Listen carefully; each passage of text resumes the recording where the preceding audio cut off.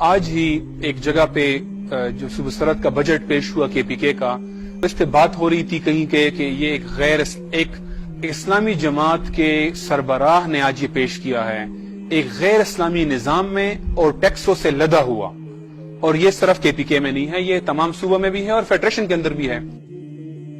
तो जब इस पे कुछ एतराजात मैंने सामने रखे फेसबुक पे डिस्कशन के दौरान, तो मुझे काफी सारे जो कोलीग्स हैं जो कि अक्सर अच्छे अच्छे इदारों में मौजूद हैं और वो मईशत तो काफी तक समझते भी हैं, तो उन्होंने फौरन मुझे जवाब में कहा कि भाईजान एतराज करना बड़ा आसान है, एतराज सारे करते हैं, किसी के पास कोई हल नहीं है, ये सारे हवाई बातें हैं कि इस्लाम का माशी निजाम ऐसा है, किसी ने आज तक सूद से पाक निजाम पेश नहीं किया, किसी ने आज तक कोई इस्लामी माशी निजाम का स्ट्रक्चर और ढांचा अमली शक्ल में पेश नहीं किया। मोटे मोटे 4 उसूल सब बता देते हैं, लेकिन इससे आगे किसी ने पेश नहीं किया। तो ये इस जरिए से आप तनकीद बराए तनकीद करके क्या साबित करना चाहते हैं? मैंने उसी वक्त ही, अल्लाह का शुक्र है कि मैं जिस जमात से वाबस्ता हूं, उन्होंने इस्लाम के निजामों को कुरान और सुन्नत से बड़े दकीक अंदाज में बड़ी तफसील से मुरत्तब किया है और इसको हर दर्जे पे मुरत्तब किया है। उन लोगों के लिए जो बड़ा गहराई से मईशत को समझते हैं उनके लिए उस लेवल पे, जो एक दरमियाना लेवल है जो मोटी मोटी बातें समझते हैं उनके लिए इस लेवल पे, और जो एक आम शख्स जो अपने चंद मोटे मसाइल के लिए सिर्फ जानना चाहता है उसके लिए उस लेवल पे, हर लेवल पर मौजूद है। कोई PhD इकोनॉमिक्स का स्टूडेंट हो तो वो भी इसको डिस्कस कर सकता है, उसके लिए उस दर्जे पर चीज तैयार है। और ये हिज़्ब का कमाल नहीं है, ये अल्लाह सुब्हानहू तआला का निजाम, अपना निजाम है जो अल्लाह ने रखा हुआ है। हमारा काम उसको सिर्फ कुरान सुन्नत से अखज़ करना था, जिसके लिए कोशिश की गई है। तो मैंने उसी वक्त उसको चीजें पेश भी की, पॉलिसी शक्ल में भी, ये जो आज प्रेजेंटेशन है इस शक्ल में भी, और इसके अलावा जो किताब है जिसका आज उर्दू वर्जन लॉन्च हो रहा है, पाकिस्तान के अंदर लॉन्च किया जा रहा है और ये 5 शहरों में एक वक्त में लॉन्च हो रहा है। ये अरबी वर्जन इसका 1950 से मौजूद है, अब हमने इसका उर्दू वर्जन लॉन्च किया है। इंग्लिश वर्जन भी मौजूद था ताकि हमारे आम लोग जो कि उर्दू में समझना चाहते हैं वो तफसीली तौर पर इस्लामी मईशत को समझ सकें। तो मैं प्रेजेंटेशन का आगाज करता हूं। आप इधर बैठ जाएं।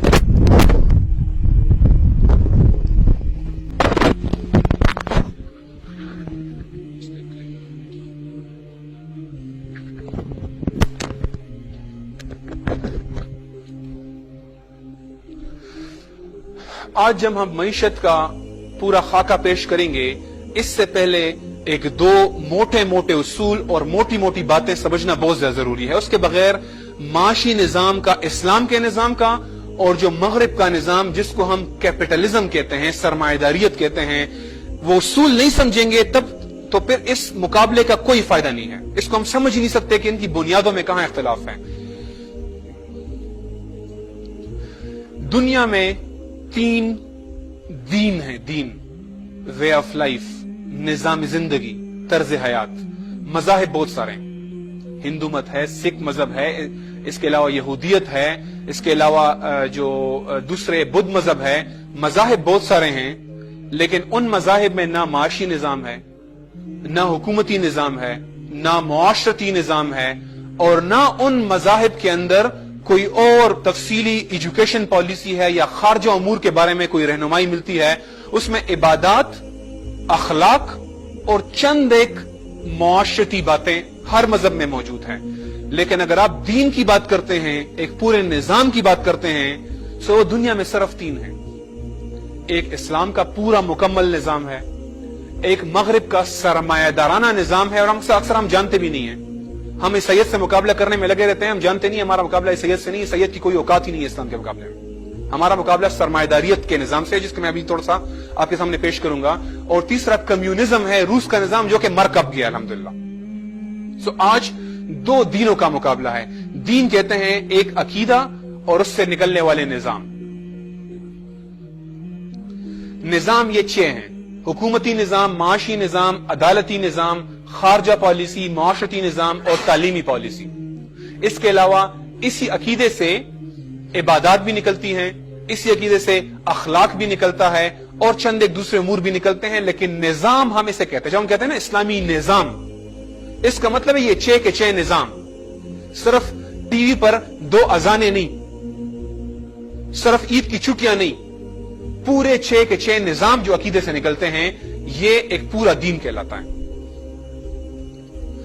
अकीदा क्या कहलाता है? अकीदा किसे कहते हैं? अकीदा है हमारी ये जो जिंदगी है जिसमें हम आज रह रहे हैं, हमारी ये दुनिया है, इससे माकबल, इससे पहले क्या है, इसके बाद क्या है, और क्या ताल्लुक है इस दुनिया के बाद जो कुछ है इसका दुनिया से, और इससे जो पहले है इसका दुनिया से क्या ताल्लुक है।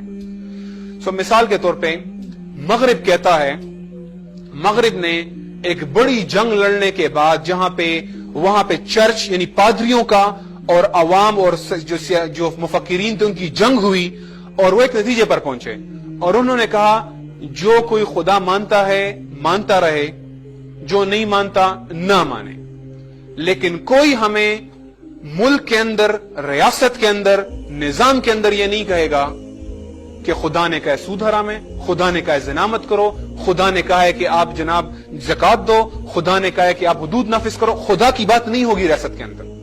जो मानता है अपने मस्जिद, मंदिर, गिरजे चला जाए, जो नहीं मानता ना माने। रियासत के अंदर, निजाम के अंदर कोई पादरी, कोई मौलवी, कोई जो यहूदी आलिम है वो नहीं कहेगा कि हमारे मजहब ने ये कहा। ये है वो निजाम जो हमारे ऊपर आज वो नाफिज कर रहे हैं सब। ये है इस दुनिया से पहले क्या है, मगरिब कहता है जो है अपने आप तक रखो। इस दुनिया के बाद क्या है, जो है अपने आप तक रखो। यहां क्या करो, मजे करो, chill, freedoms, liberty, अयाशी, just do it. ये जो आपको नारे नजर आते हैं ना मुख्तलिफ मल्टीनेशनल कंपनियों के, ये उनका निजाम है। मगरिब ने ये जवाब दिया, उसने कहा जो इससे पहले है अपने आप तक रखो, इसके बाद जो कुछ है मानते हो मानो, नहीं मानते मत मानो, हमें कोई परवाह नहीं है, अपने आप तक रखो, रियासत में मुदाखलत मत करो, मजहब को मत घुसेड़ो सियासत के अंदर। आगे इस्लाम कहता है, और ये उनका निजाम है, उन्होंने कहा खुदा आपका जाती मसला है, रियासत के अंदर नहीं आएगा, इसका नाम है सेकुलरिज्म। सेकुलरिज्म ये नहीं कहते खुदा मत मानो, वो कहते हैं मानते हो मानो, नमाज पढ़ते हो नमाज पढ़ो, रोजा रखते हो रोजा करो, हज पे जाने जाते हो हज करो, लेकिन हुदूद, जिहाद, शरीयत, सूद, ये बातें नहीं चलेगी, इसमें हमें जो अच्छा लगेगा वही करेंगे। उन्होंने 3 उसूल निकाले। नंबर 1, हम आजाद हैं, हमें कोई खुदा कुछ नहीं बताएगा, जो मर्जी करेंगे, मर्द औरत सब बराबर हैं, हलाल और हराम नहीं है, बस जो हमें अच्छा लगता है वो करेंगे, जो बुरा लगता है वो नहीं करेंगे, बस हमारी मर्जी होगी, और हर काम फायदे के लिए किया जाएगा। जाती मफाद, पार्टी का मफाद, मुल्क का मफाद, ग्रोही मफाद, हलाल हराम नहीं, मफाद। इसलिए आजकल हम भी कभी कभी कहते हैं यार लोग बड़े मटेरियलिस्टिक हो गए। ये उनका निजाम की हमारे अंदर पेनिट्रेशन है, हमारे अंदर ये आ रहा है उनका निजाम। हम हलाल और हराम को छोड़ के मादा परस्ती, जिसे आज हम कहते हैं ना मादा परस्ती आ रही है हमारे अंदर, ये वही उस निजाम के असरात हैं। फिर मुल्क के फैसले कौन करेगा जब खुदा नहीं करेगा? पहले तो चर्च कहा करता था, खुदा ने कहा, अब खुदा को तो हमने इजाजत नहीं दी, कौन करेगा? हम ही करेंगे। भाई खुदा नहीं करेगा तो आप सब भी खुद मुख्तार हो गए, इख्तियार अल्लाह के मालिक बन गए, आप खुद अपने खुदा बन गए, आप अपने खुद ही माबूद बन गए, अपने आप की पूजा करें, आपके पार्लियामेंट में MNAs हैं, वो जो कहेंगे वो कानून होगा, हलाल और हराम का फैसला वो करेंगे, जो कानून वो पास करेंगे मुल्क के लिए हलाल और हराम वही होगा। सो मेजॉरिटी तमाम कानून बनेगी। ये मगरिब के निजाम का पूरा ढांचा है। मैं तफसील इसलिए नहीं जाना चाहता, इसलिए कि ये हम आज माशी निजाम के ऊपर जाएंगे तो बहुत ज्यादा तफसील में हम इसके ऊपर नहीं जा सकते। अब हम एक निजाम पढ़ रहे हैं जो हमारे पूरी दुनिया में इस वक्त नाफिज है समेत पाकिस्तान के, वो मगरिब के उस मॉडल से आया है जहां पे इंसान खुद अपने लिए फैसला करता है कि हमारे लिए क्या अच्छा है। इसके मुकाबले में इस्लाम का निजाम फैसला कहां से करता है? वो शरिया से करेगा। कुरान और सुन्ना में जो लिखा है, मुझे अच्छा लगे बुरा लगे, समझ आए समझ ना आए, मैं एज इट इज मानता हूं, मैं अल्लाह के हर हुक्म को बगैर किसी दिल में जरा से कोट के फौरन एक्सेप्ट करता हूं। हमारे निजाम की बुनियाद यह है। हमारे निजाम की बुनियाद यह नहीं है कि हम साबित करते हैं कि ये अच्छा है कि बुरा है, हम अल्लाह के अहकामात को मनोअन तस्लीम करते हैं। सो ये हमारी बुनियाद है जिसकी बुनियाद पर हम ये आज ये दोनों मईशतों के निजाम का तकाबली जायजा ले रहे हैं। पहले मैं आपके सामने 1-2 फिगर्स रखना चाहता हूं ताकि आपको अंदाजा हो, ये जो अपने आप को बहुत सूट टाई पहन के अंग्रेजी में बात करके अपने आप को मॉडर्न मईशतदान पेश करते हैं और पिछले 150-200 सालों से उनका निजाम पूरी दुनिया पे राइज हो रहा है, जो हिंदुस्तान में नहीं था और राइज हुआ, जो अफ्रीका में नहीं था वहां राइज हुआ, जो यूरोप में राइज हुआ, जो ऑस्ट्रेलिया में राइज हुआ, जो अमेरिका में राइज हुआ, जो कनाडा में राइज हुआ, پوری دنیا میں ان کا نظام رائج ہوا, ان کے اصول, ان کی کتابیں, ہمارے لوگ وہی کتابیں پڑھتے ہیں, وہی اپنے ماسٹرز کرتے ہیں, بی اے کرتے ہیں, ایم اے کرتے ہیں, اسی معیشت کے کتابوں میں جو انہوں نے ہمیں سکھائی ہیں, انہوں نے ہمیں پڑھائی ہیں. اور اس کا نتیجہ آج یہ ہے کہ جب یہ نظام بالکل نیا نیا آیا تھا اور دنیا میں یہ نظام نہیں پہنچا تھا اکثر جگہوں پہ 1820 میں, سو ایک امیر کے مقابلے میں دنیا میں 3 غریب ہوا کرتے تھے. 100 سال کے اس مغرب کے معاشی نظام کے بعد ایک امیر کے مقابلے میں 11 غریب ہو گئے. یہ جو ماڈرن نظام ہے آپ کو دکھایا جاتا ہے کہ یہ بڑا گہرا اور بڑی ریسرچ ہے اور بڑے تھیوریاں ہیں اور بڑے ماڈلز ہیں, ایک کے مقابلے میں 11 غریب ہو گئے. اور پھر 1950 میں ایک کے مقابلے میں 35 غریب ہو گئے, 1973 میں ایک کے مقابلے میں 44 غریب ہو گئے, 1992 میں ایک کے مقابلے میں 72 غریب ہو گئے. یہ ہے دن بدن یہ پوری دنیا کی دولت نچوڑ کے چند ہاتھوں میں جمع کر رہا ہے یہ نظام, جو اپنے آپ کو ماڈرن اور بڑا ایڈوانس قسم کا نظام پیش کرتا ہے. یہ دیکھیں مختلف ملکوں میں 10% امیر لوگوں کے پاس کتنے عوام کی دولت ہے, 73% دولت ہے سوئٹزرلینڈ میں, جو اپنے آپ بڑا آپ کو ماڈرن نظر آتا ہے, بڑا ایڈوانس نظر آتا ہے. 10% عوام کے پاس 71%, 3/4 عوام کی دولت ہے ان کے پاس. اور یہ حالت یہ ماڈرن ملکوں کی ہے جو بڑے بڑے انڈسٹریل کنٹریز ہیں, پوری دنیا کی دولت ان کے پاس جمع ہوئی ہے. وہاں یہ حالت ہے امریکہ, Denmark, France, Sweden, UK, Canada, Norway, Germany, Finland. آخری جو سب سے کمزور ہے وہاں پہ 10% آبادی کے پاس 42% لوگوں کی دولت ہے. 42% لوگ غریب, ان کی دولت 10% لوگوں کی جیب میں جا رہی ہے. انڈیا میں 36 خاندانوں کے پاس 1/4 دولت ہے پوری انڈیا کی. دنیا کے 66% غریب صرف انڈیا میں, دنیا کی سب سے بڑی جمہوریت. ذرا اس مغرب کے نظام کے آنے سے پہلے نا ہمارا جو ہمیں بوسیدہ نظام بنا کے پیش کرتے ہیں نا مغل دور کو, ذرا اس کی حالت دیکھ لیں. انڈیا کو سونے کی چڑیا کہا جاتا تھا پوری دنیا میں. انڈیا کی اکانومی, یہ انڈیا جو برصغیر پاک و ہند تھا, دنیا کی سب سے بڑی معیشت دنیا میں یہ تھی. امریکہ نہیں تھا, جرمنی نہیں تھا, جاپان نہیں تھا, انڈیا دنیا کی سب سے بڑی معیشت تھی. 25% دنیا کی GDP اکیلے انڈیا تھا. وہ 1/4 دنیا کی اکانومی ایک صرف بر اعظم ہندوستان. ایک ہمارا شہری تھا عبد الغفور اس کا نام تھا, اس کے پاس ایسٹ انڈیا کمپنی سے زیادہ دولت تھی. ایک فیملی تھی جگت سیٹھ بنگال کے, ان کے پاس بینک آف انگلینڈ سے زیادہ دولت تھی. جب جنگ پیلاسی ہوئی جس میں ٹیپو سلطان کو شکست دی گئی تھی میر جعفر اور میر صادق کی غداری سے 1757 میں, اس جنگ سے جو مال وہ لے کر گئے تھے, جس کو مال غنیمت وہ کہتے ہیں, وہ پورے یورپ کی تمام معیشت سے زیادہ ایک جنگ کی مال غنیمت تھی. صرف بنگال میں ایک جنگ کی مال غنیمت. یہ ہندوستان کی حالت تھی.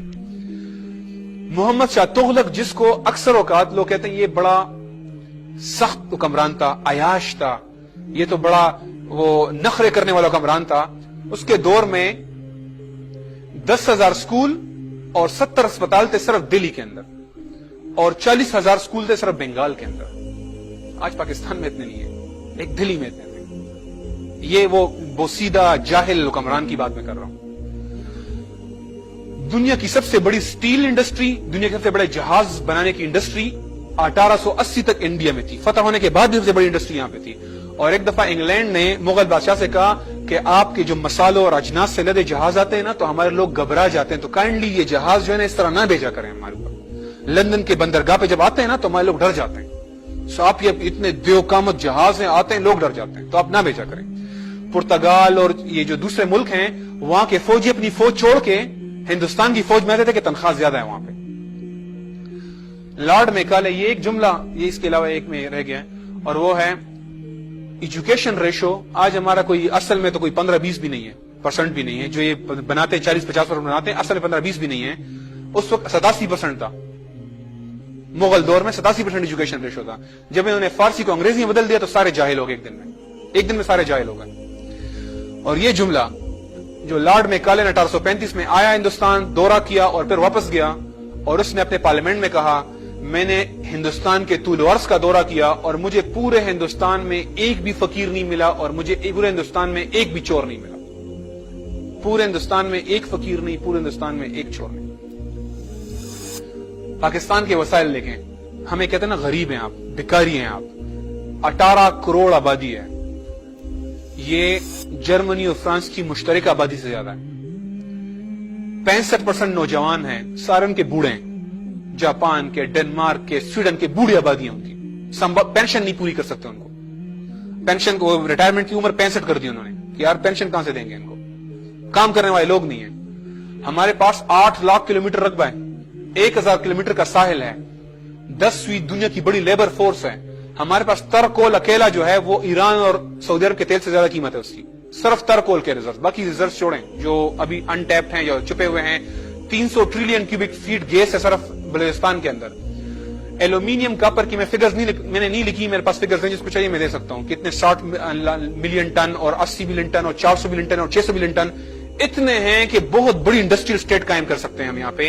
ये phosphate, gypsum, iron, zinc, copper, aluminium, marble, ornament stones, gold, सिर्फ रेकोदिक के अंदर अंदाजों के मुताबिक $2500 अरब का सोना है। रेकोदिक के जो कंपनी जिनसे वापस ले लिया गया वो चीन देते, सारा लेके जा रहे थे बलूचिस्तान के अंदर रेकोदिक में। एग्रीकल्चर में दुनिया का सबसे बड़ा नहरों का नेटवर्क पाकिस्तान में। रूस जिसके बाद नंबर 2 पे आता है, उनसे 3 गुना बड़ा है नहरों का निजाम। हमारी वीट प्रोडक्शन दुनिया में 4th, और अभी हम अपनी जमीन से आधा भी नहीं प्रोड्यूस कर रहे जो यमन और इंडिया पैदा कर रहा है, उससे आधा भी नहीं प्रोड्यूस कर रहे अभी हम। अगर ये पूरा करें, कौन हमारे मुकाबले में आ सकता है? वीट में हर अजनास में, जो हर एक है, चावल है या वो दालें हैं या कोई भी हो, और हर सब्जी और हर फ्रूट में चैलेंज से कहता हूं मैं, FAO की वेबसाइट पे जाके आप जाएं, जो अक़वाम मुत्तहिदा की वेबसाइट है, फूड एंड एग्रीकल्चर।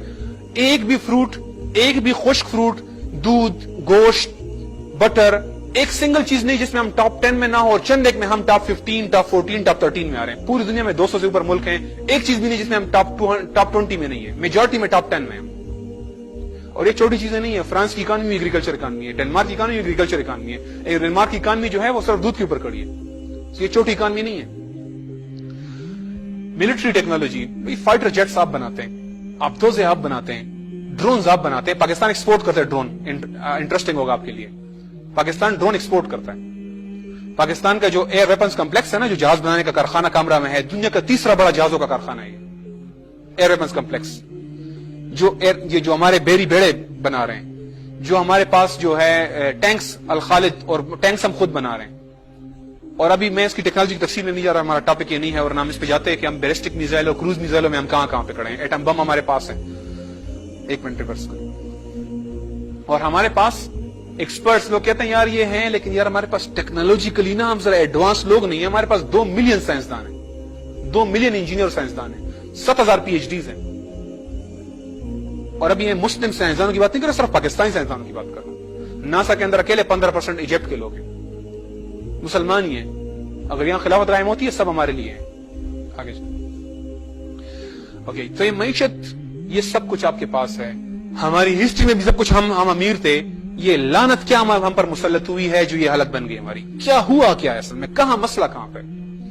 मसला है मगरिब का सरमायादाराना निजाम। और आगे स्लाइड्स में आपके सामने मईशत का एक एक पहलू, सूद छोड़ दें, सूद तो एक पहलू है ना, मैं आपके सामने मईशत कम से कम कोई 10-12 पहलू एक करके रखता जाऊंगा, और आप देखें। और जो एक चीज आपने बस जहन में फोकस रखना, क्योंकि बहुत सारी चीजें आती जाएंगी, हर चीज आपके जहन में बैठ नहीं सकती कि आप सारी चीजें याद होंगी। जो एक पॉइंट आपने नोट करते जाना है वो देखें, इस्लाम कैसे दौलत अवाम में तकसीम कर रहा होता है, और मगरिब कैसे दौलत अवाम से लेकर चंद हाथों में जमा कर रहा होता है। अब आपको ये उसूल समझ आ गया ना, आपको पूरा मगरिब का निजाम का बुनियाद समझ आ जाएगी कि वो कर क्या रहे हैं। दौलत अभी भी बहुत है, सिर्फ मसला ये तकसीम नहीं हो रहा। इस्लाम तकसीम कर रहा होता है और वो उसको चंद हाथों में जमा कर रहे होते हैं। ये पॉइंट आपने नहीं मिस करना। बाकी तफसीलों में कुछ चीजें होंगी आसानी समझ आएंगी, कुछ चीजें समझ भी नहीं आएंगी, कुछ चीजें आपसे रह भी जाएंगी, याद नहीं रहेंगी, वो मसले रहेंगे। ठीक है, मईशत का प्रॉब्लम क्या है? मईशत किसे कहते हैं? मईशत का प्रॉब्लम यह है, वो एक किसी का शेर है कि हजारों ख्वाहिशें ऐसी कि हर ख्वाहिश पे, वो कहते हैं दम निकले, मैं कहता हूं दुम निकले। हजारों ख्वाहिशें ऐसी कि हर ख्वाहिश पे दुम निकले। हाँ, वो मईशत कहते हैं इसको कि हमारी लामहदूद ख्वाहिशात हैं। हम हर एक चाहता है हमारे पास जहाज हो, हमारे पास बहुत बड़ा विला हो, हमारे पास जो है गाड़ियां हो, हमारे बेशुमार वसाइल हो हमारे पास। ये हम सब की ख्वाहिश होती है, और वसाइल उनके मुताबिक महदूद वसाइल है। दुनिया में जो कुछ है वो कोई लामहदूद नहीं कि हर बंदे को हम हेलीकॉप्टर मुहैया करें, हर बंदे को BMW गाड़ी दे, और हर बंदे को हम 10-10 कनाल 20-20 कनाल के प्लॉट्स दें। ये मुमकिन नहीं है। तो उनकी नजर में, मगरिब की नजर में, जो मगरिब का निजाम है, वो कहता है ख्वाहिशात लामहदूद, वसाइल महदूद। हल क्या है? ان کی نظر میں حال یہ ہے کہ نمبر 1 تمام لوگ کی خواہشات نہیں پوری ہو سکتی، اس لیے غربت رہے گی، مہنگائی رہے گی، بے روزگاری رہے گی، یہ تو رہے گی، ہم صرف کم کرنے کی کوشش کریں گے، رہے گی۔ نمبر 1 یہاں سے مسئلہ شروع ہو گیا۔ ہمیں کیا کرنا ہے؟ ان کے مطابق ہمیں زیادہ سے زیادہ فیکٹریوں میں کام کرنا ہے، ایگریکلچر میں کام کرنا ہے، تاکہ زیادہ سے زیادہ ہوگا تو زیادہ سے زیادہ لوگوں کی نیڈ پوری ہو جائے گی۔ یہ حال ہے اس کا۔ اسلام کہتا ہے نہیں، آپ یہاں مسٹیک کر رہے ہیں۔ کوئی خواہشات لامحدود ہیں، لیکن بنیادی خواہشات لامحدود نہیں ہیں۔ بنیادی خواہشات روٹی کپڑا مکان یہ لامحدود نہیں ہے، ہر بندے کی پوری ہو سکتی ہے۔ آپ یہ بنیادی خواہشات کو بی ایم ڈبلیو گاڑیاں اور بڑے ویلاز اور ہیلی کاپٹر سے میچ مت کریں نا۔ بنیادی خواہشات الگ ہیں جو کہ محدود ہیں۔ ہاں، مزوں کی چیزوں کی کوئی حد نہیں ہے، اس میں ہر ایک کو ہر چیز نہیں مل سکتی، لیکن بیسک نیڈ تو سب کی پوری ہو سکتی ہے۔ اس لیے اسلام کہتا ہے دولت کو تقسیم کرو لوگوں میں، اور بیسک جو بنیادی ضروریات ہے اس کی اسٹیٹ گارنٹی لے گی۔ کتا مرے گا تو اسٹیٹ ذمہ دار ہے، گارنٹی لے گی۔ تو بیسک نیڈ پوری کرنی ہے، اور حالت میں باقی ہم نے تقسیم کرنا ہے تاکہ زیادہ سے زیادہ لوگ جتنی میکسیمم پوری ہو سکیں وہ پوری ہوگی۔ سو یہاں سے آپ کو بنیادی بدل جاتی ہے۔ ان کی معیشت کچھ اور کر رہی ہے، جی ڈی پی بڑھاؤ۔ ہمارے ہر سال وزیر خزانہ صاحب کہتے ہیں جی ڈی پی بڑھاؤ، جی ڈی پی بڑھاؤ، جی ڈی پی بڑھاؤ، یعنی ملک کی پیداوار بڑھاؤ۔ تقسیم کرو نہیں، بڑھاؤ بس۔ وہ جس کے ہاتھ میں جا رہی ہے وہ چھوڑ دو تم۔ وہ ساری میاں منشا کے ہاتھ میں جاتی ہے، وہ ساری عقیل کریم ڈیڈی کے ہاتھ میں جاتی ہے، ظفر موتی والا کی جیب میں جاتی ہے، یا وہ کسی اور کی جیب میں جاتی ہے۔ آپ یہ چھوڑ دو، بس آپ پیداوار بڑھاؤ بس۔ سو ہم تیل و گیس کے کنویں چند سیٹوں کو دے دیں گے، بجلی کے کارخانے چند سیٹوں کو دے دیں گے، وہ امیر ہوتے رہیں، پیداوار بڑھ رہی ہے۔ تو ان کی تھیوری ہے آگے چلیں۔ اب ان کا یہ دعویٰ ہے کہ یار وسائل محدود ہیں، یہ میں صرف 2 فگرز آپ کے سامنے پڑھتا ہوں، آپ کو خود اندازہ ہو جائے گا۔ اقوام متحدہ کی رپورٹ ہے سن 98 کی کہ دنیا میں 225 بندوں کے پاس $1 ٹریلین ہے، 1000 ارب ڈالر ہے۔ ان پہ صرف 4% ٹیکس لگانے سے تمام دنیا کی ساری بنیادی ضرورت پوری ہو جاتی ہے۔ صرف 225 بندوں پہ 4% ٹیکس سے پوری دنیا کی بیسک نیڈ پوری ہو جاتی ہے۔ مسئلہ کدھر ہے پھر؟ مسئلہ ہے کہ یہ نہیں لگاتے، ان سے نہیں لیتے، آپ سے لیں گے۔ دودھ اور گھی کے ڈبوں کے اندر آپ سے لیں گے، ان سے نہیں لیں گے جن کے پاس 225 بندوں سے نہیں لیں گے جس سے پوری دنیا کی ضرورت پوری ہو جاتی ہے۔ اوکے، امریکہ میں آج 36 ملین لوگ غربت کی لکیر سے نیچے ہے، اور 3 افراد کی دولت 48 قوموں سے زیادہ ہے۔ 3 بندوں کے پاس 48 قوموں سے زیادہ دولت ہے آج، اور اس طرح کی بے شمار اور سٹیٹسٹکس ہیں، اس میں ٹائم لگے گا۔ آگے دوسرا مسئلہ، دنیا کی دولت ہے کیا چیز؟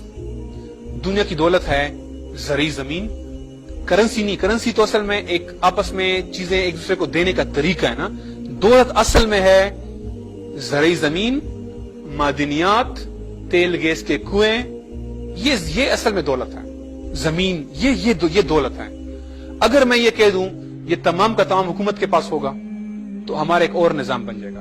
اگر میں کہوں یہ تمام برابر تقسیم ہوگا، ایک اور نظام بن جائے گا۔ اگر میں کہوں جس کے پاس پیسہ ہے وہ تمام زمین خرید لے، تو کچھ سیٹ ہوں گے ساری زمین خرید لیں گے، سڑکیں خرید لیں گے، روڈ خرید لیں گے، گراؤنڈ خرید لیں گے، پھر آپ روزانہ پیسے دیتے رہیں ان کو۔ اصل مسئلہ جو جڑ ہے معیشت کی وہ ہے کس کے پاس ملکیت کا حق ہے۔ مغرب کہتا ہے آزادی ہے، جس کے پاس پیسہ ہے وہ تیل گیس کے کنویں، پی ٹی سی ایل، او جی ڈی سی، سارے بینکس، بجلی کے کارخانے، گیس کے کارخانے، سڑکیں، موٹر وے، پل، پانی کا سارا نظام، پانی کا جو سارا نظام ہے، دریائیں، نہریں، جو خریدنا چاہے خرید لیں، کوئی منع نہیں ہے۔ پیسے دیں، موٹریں 25 سال کے لیے آپ کی ہو گئی، پیسے دے دیں بس۔ یہ جو پورے پاکستان کو بجلی دے رہے ہیں آپ خرید لیں۔ یہ میاں منشا کے پاس آدھی کارخانے اس کے پاس ہیں، اقبال زیڈ احمد کے پاس باقی کارخانے ہیں، ٹوٹل 50-100 لوگ ہیں جن کے پاس سارے بجلی کارخانے ہیں۔ ہر گھر سے 5000 6000 8000 جو ہے ان کی جیب میں ہر مہینے جا رہا ہے۔ کیوں؟ اس لیے کہ بابڑا سرکاری نہیں ہے، وہ سیٹوں کے پاس ہے، بجلی وہ بناتے ہیں، وہ بیچتے ہیں۔ تمام لوگ ہر مہینے 6000 8000 روپے خراج دیتے ہیں ان لوگوں کو۔ اسلام کہتا ہے، آگے حدیث ہے، آگے اسلام کہتا ہے المسلمون شرکاء فی الثلاث فی الماء والکلاء والنار والسمن حرام۔ مسلمان 3 چیزوں میں برابر کے شریک ہیں، پانی کے وسائل، چراگاہیں، اور جس سے آگ پیدا ہوتی ہے، یعنی بجلی، تیل، گیس، کوئلہ، جس سے آگ پیدا ہو۔ وہ سمن حرام، ان کی قیمت لینا حرام ہے۔ اس کا مطلب ہے کوئی بجلی کا کارخانہ، کوئی گیس کا کارخانہ، اور اس کے علاوہ دوسری حدیث بھی ہے، مسلمان تین چیزوں سے آپ لوگوں کو منع نہیں کر سکتے، پانی چلا گاہیں، آگ، اور ایک اور واقعے میں آپ نے معدنیات کی کان واپس لے لی جب آپ کو پتا چلا کہ یہ بہت بڑی کان ہے، آپ نے واپس لے لی ایک شخص سے۔ اس سے حصول یہ اخذ ہوتا ہے کہ وہ وسائل جو تمام لوگوں کی مشترکہ ضرورت ہے، جیسے سڑک، جیسے گراؤنڈ، جیسے دریا، جیسے چراگاہیں، جیسے تیل گیس، P D C L, steel mill, یہ کوئی کمپنی نہیں خرید سکتی، کوئی شخص نہیں خرید سکتا، حکومت بھی نہیں خرید سکتی، یہ آپ کی میری جوائنٹ پراپرٹی ہے۔ تیل گیس آپ کو ملے گا جس ریٹ پہ جو نکلنے میں خرچہ ہے وہ آپ کو اس ریٹ پہ ملے گا۔ پیٹرول پہ کتنا آتا ہے؟ 18 آتا ہے، 20 آتا ہے۔ بجلی کے اوپر جو ہم پانی سے بناتے ہیں وہ 1.5 کا پڑتا ہے، اور جو پیٹرول سے بناتے ہیں، ڈیزل سے بناتے ہیں، وہ 6-7 کا پڑتا ہے، اور جو گیس سے بناتے ہیں وہ 2.5-3 کا پڑتا ہے۔ سو ایوریج کاسٹ لگائیں، 2.5 بنتی ہے، 3 بنتی ہے، 1.5 بنتی ہے، جو بنتا ہے آپ وہ پیسے دیں اور اب بجلی آپ کو فری ملے گی، اس ریٹ پہ ملے گی۔ مہینے کا بل آپ کا 250 کا بھی آئے گا، کبھی 300 آئے گا۔ گیس آپ کو جو ہے 50 روپے آئے گا، کبھی 40 روپے آئے گا۔ تو آپ کے ہر مہینے جیب سے بچے نا پیسے، جو 8,000 اور 6,000 کی 3 بل آپ دیتے ہیں، وہ کہاں گئے؟ آپ کی جیب میں رہ گئے، آپ کے بچوں پہ خرچ ہو گئے، وہ سیٹ کی جیب میں نہیں جا رہے۔ ابھی وہ سیٹ کے پاس ہیں، آئی پی پیز کے پاس ہیں، جو انڈیپینڈنٹ پاور پروڈیوسرز کے پاس ہیں۔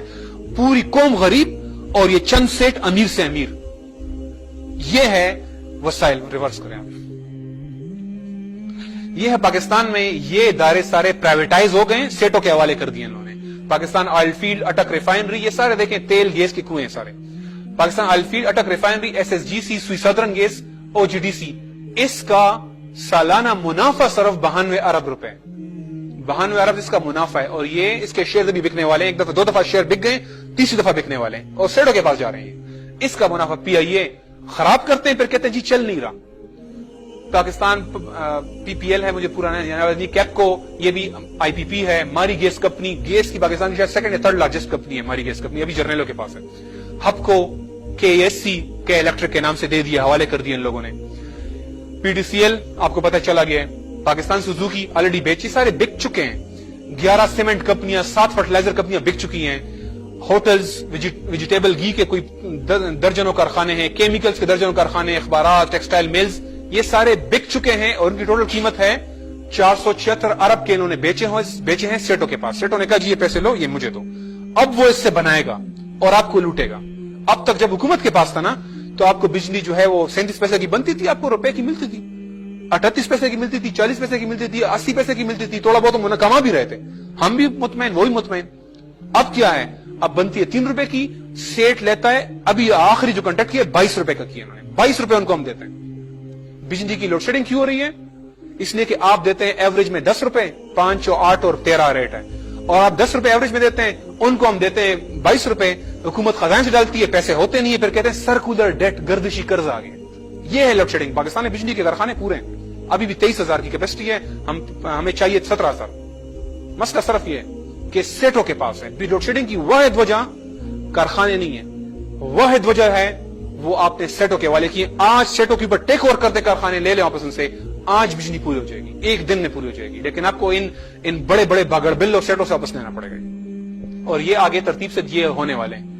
نیشنل الیکٹرک کمپلیکس، پی پی ایل اور 32 پاور کمپنیاں، یہ پیپکو، فیسکو، لیسکو، ٹیسکو، جو ساری کمپنیاں ہیں، یہ ساری لسٹ پہ ہیں، یہ اس سال کی لسٹ ہے۔ اس سال میں ابھی بجٹ پڑھ رہا تھا، 200 ارب انہوں نے بنانے ہیں اس سال میں، انہوں نے 200 ارب روپے کے سیل کرنے ہیں۔ سو یہ ہے، آگے میں آپ کو بہت سارے پڑھتے جاؤں گا، لیکن سب سے بڑی وجہ یہ ہے، اگر آپ نے اس کو سمجھ لیا، آپ نے جڑ سمجھ لی ان کی، اگر آپ نے ان کو ہٹ کرنے ہیں تو آپ نے پرائیویٹائزیشن کے خلاف آواز اٹھانی ہے، آپ ہٹ کریں گے ان سرمایہ داروں کو، یہ تب ہٹ ہوں گے۔ آگے ایگریکلچر لینڈ پہ آ جائیں۔ پاکستان ایگریکلچر کنٹری ہے۔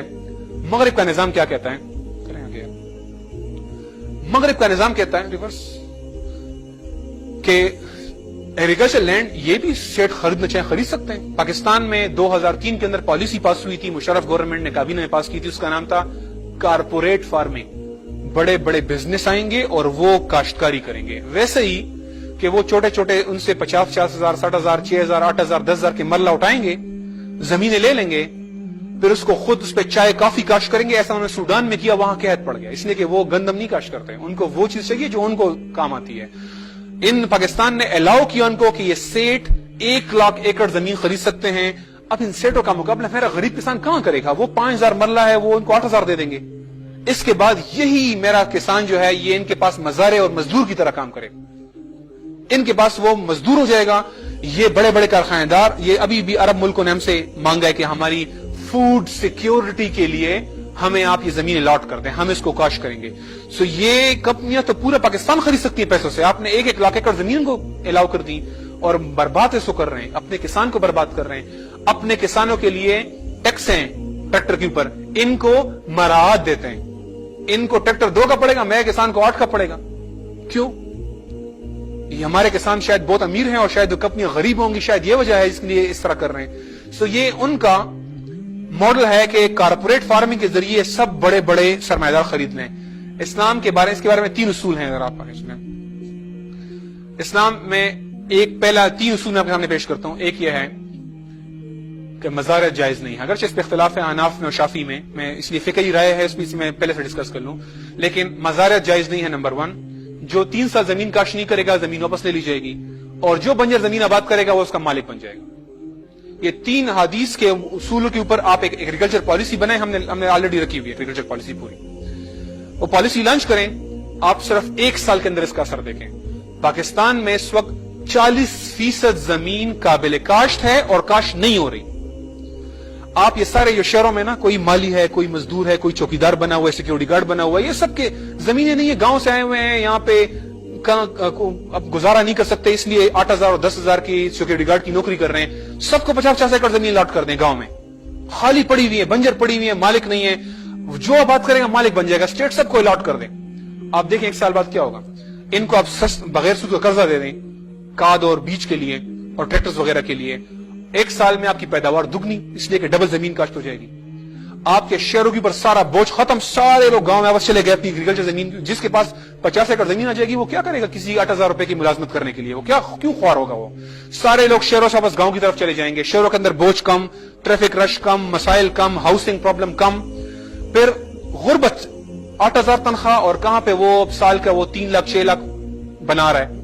کہاں دونوں میں فرق دیکھ لیں. اس کے پاس 50 ایکڑ زمین ہے اب تو ایک تو اس کا غربت کہاں پہنچ گئی, غربت آدھو آدھ رہ جائے گی. پھر اس کے بعد مہنگائی, جب گندم دگنی ہو جائے گی, جیسے کہ ابھی 950 کی کا تیلا تھا اور جیسی پیداوار آئی تو 860 کا پہنچ گیا تیلا. 20 کے جی کا گندم گری نہیں, جیسے ہی پیداوار آئی ریٹ گر گیا دوبارہ. تو جب دگنی پیداوار آئے گی تو اور گرے گی نیچے. سو مہنگائی کم, غربت آدھو آدھ ختم, آپ کے شہروں کا بوجھ ختم, بے روزگاری آدھو آدھ ختم. ایک پالیسی ہے صرف اسلام کی اور آئیڈیل ہے پاکستان کے لیے. ایگریکلچر ملک ہے. یہ 3 واقعات, جو بنجر زمین آباد کرے گا مالک بن جائے گا, جو 3 سال کاشت نہیں کرے گا واپس لے لو, اور مزارع جائز نہیں ہے. کسی اور آپ نے رکھنا ہے ملازم رکھو, یہ آدھو آدھ پہ نہیں ہوگا, ورنہ پھر جب نقصان ہوگا تو اس کو نقصان ہوگا. ملازمت رکھو, اس کو پیسے دو. اور یہ جو بڑے بڑے جاگیردار بیٹھے ہیں, زمینیں بنجر پڑی ہوئی ہیں, 11 ریلوے اسٹیشن آتے ہیں ان کی زمینوں میں, اگلے سال ساری زمینیں واپس لے لیں گے کیونکہ 3 سال سے کاشت نہیں ہو رہی, ٹائم پورا ہو چکا ہے, زمینیں واپس لے لو, یا خود کاشت کرو یا پھر کسی اور کو دو. مزارع تو ہو نہیں سکتی, تو خود ہی زمینیں آپٹیمملی ڈسٹریبیوٹ ہو جائیں گی اور یہ سارے مسئلے اس سے حل ہو جائیں گے. یہ اسلام کیسے تقسیم کر رہا ہے, آپ دوبارہ تقسیم کا عنصر دیکھیں. آپ نے پچھلی اونرشپ میں تقسیم کا عنصر دیکھیں. اونرشپ میں ایک بندہ, کچھ لوگ امیر ہو رہے ہیں سیٹ, باقی سب غریب. اسلام کیا کر رہا ہے؟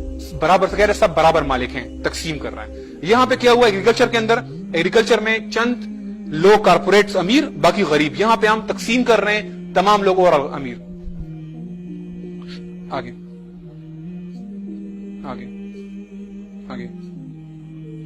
اور اسی طرح جب جو بنجر زمین آباد کرے گا مالک بن جائے گا, تو پھر جو گھر آج کوئی تنخواہ دار تو سوچ بھی نہیں سکتا اپنا گھر بنانے کے بارے میں, زمینیں خود ہی, جب زمین آپ کو پلاٹ فری مل رہا ہو تو باقی کنسٹرکشن تو لوگ کر لیں گے. سو ریزیڈینشیل لینڈز قیمتیں بھی گر جائیں گی ساتھ میں. جیسے ہی آپ یہ پالیسی, اسلام کی پالیسی اپنائیں گے, جو اللہ سبحانہ وتعالیٰ کا احکامات ہیں, اور یہ آپ کی مرضی نہیں ہے, یہ اللہ کا حکم ہے, یہ آپ نے نہیں کرنا ہے. آپ یہ نہیں روک سکتے کسی کو, کوئی بنجر زمین آباد کرتا ہے آپ روک نہیں سکتے اس کو.